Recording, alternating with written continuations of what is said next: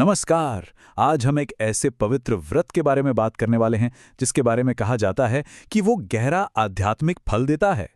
चलिए शुरुआत इसी एक दावे से करते हैं कि जो पुण्य हजारों साल की तपस्या से भी नहीं मिलता, वो सिर्फ एक दिन का ये व्रत करने से मिल जाता है। ये वाकई में एक बहुत बड़ा दावा है ना? तो आज हम यही समझेंगे कि इस एक कथन के पीछे का गहरा आध्यात्मिक मतलब आखिर है क्या। तो सबसे पहले ये वरुथिनी एकादशी है क्या? देखिए, ये वैशाख महीने के कृष्ण पक्ष में आने वाली एकादशी है और ये खास तौर पर भगवान विष्णु के वराह अवतार को समर्पित है।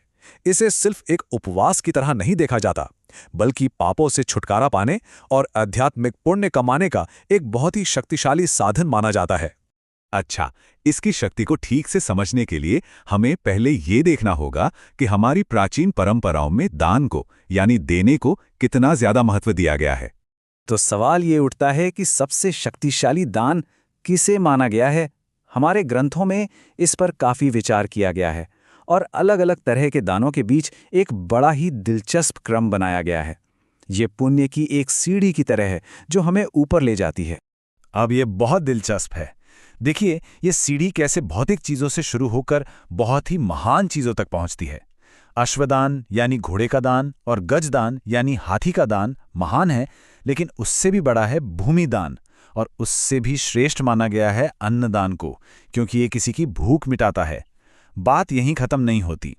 उससे भी ऊपर है कन्यादान, और इस सीढ़ी के सबसे ऊपर शिखर पर है विद्यादान यानी ज्ञान का दान। और अब आता है सबसे बड़ा पॉइंट। यहीं पर इस व्रत की असली महिमा सामने आती है। ऐसा कहा जाता है कि वरुथिनी एकादशी का व्रत करना दान के इन सभी सर्वोच्च रूपों के कुल फल के बराबर है। सोचिए, एक ही दिन में इतना पुण्य कमाने का ये कितना शक्तिशाली तरीका है। अच्छा, तो हमने इसकी महिमा तो समझ ली, पर इस व्रत को किया कैसे जाता है? इसके नियम क्या हैं? चलिए अब इस पर बात करते हैं। देखिए, इस व्रत का अनुशासन सिर्फ ये नहीं है कि क्या करना है, बल्कि ये भी है कि क्या नहीं करना है। एक तरफ पूजा, भजन, जागरण और मन को शांत रखने पर जोर है, तो दूसरी तरफ जुआ, झूठ, चोरी और हर तरह के नकारात्मक विचारों से बचने के लिए कहा गया है। इसका पूरा ध्यान मन, शरीर और आत्मा की शुद्धि पर है। और ये शुद्धि सिर्फ विचारों की ही नहीं, बल्कि शरीर की भी है। इसीलिए कुछ खास खाने पीने की चीजों से भी परहेज करना होता है। इन सभी नियमों का बस एक ही मकसद है, शरीर और मन को एक सात्विक यानी कि शुद्ध अवस्था में रखना, ताकि पूरी ऊर्जा सिर्फ भक्ति पर केंद्रित हो सके। लेकिन सवाल यह है कि इस एक व्रत को इतना ज्यादा सम्मान क्यों दिया जाता है? इसके पीछे कोई तो कहानी होगी, है ना? जी बिल्कुल, और इसका जवाब छिपा है राजा मांधाता की कहानी में। तो कहानी कुछ यूं है कि एक बहुत ही धर्मनिष्ठ और दानी राजा थे। नाम था मांधाता। वो नर्मदा नदी के किनारे घोर तपस्या कर रहे थे। राजा अपनी तपस्या में पूरी तरह से लीन थे कि तभी एक जंगली भालू ने उन पर हमला कर दिया।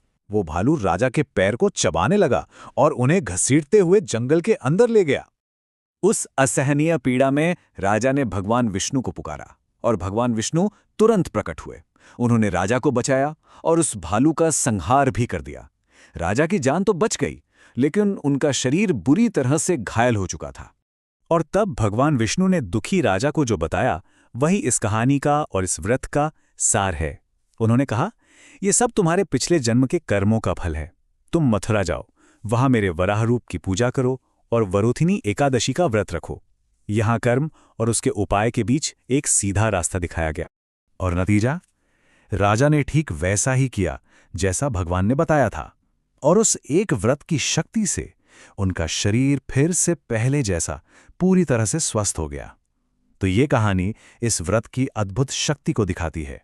ये सिर्फ पापों से ही मुक्ति नहीं दिलाता, बल्कि शरीर और आत्मा को फिर से एक नया जीवन दे सकता है। तो ये तो हुई कहानी। अब जरा ये देखते हैं कि आज के समय में इस प्राचीन परंपरा को व्यवहार में कैसे लाया जाता है। चलिए एक हाल के साल का उदाहरण लेते हैं। देखिए, इस व्रत का पालन बहुत ही सटीक ज्योतिषीय समय के हिसाब से होता है, और ये समय हर साल पंचांग के अनुसार निकाला जाता है। इसमें व्रत रखने का दिन और समय तो जरूरी है ही, पर पारण यानी व्रत तोड़ने का जो समय है वो भी उतना ही महत्वपूर्ण है। अब व्रत तो रख लिया, लेकिन उसे तोड़ने का यानी पारण करने का भी एक खास तरीका है। सबसे अच्छा तरीका है कुशाघास से पवित्र किया हुआ जल पीना। अगर वो ना हो तो सादे जल, फल या फिर एक तुलसी के पत्ते से भी व्रत खोला जा सकता है। ये अपने आप में एक छोटा सा अनुष्ठान है।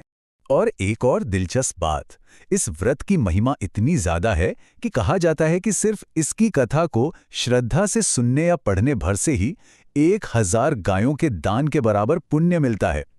सोचिए, इस पवित्र कहानी में अपने आप में कितनी शक्ति है।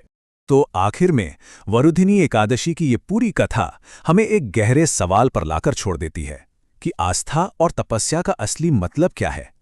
ये हमें कर्म, विश्वास और मुक्ति के बीच जो गहरा रिश्ता है, उस पर सोचने के लिए मजबूर करती है।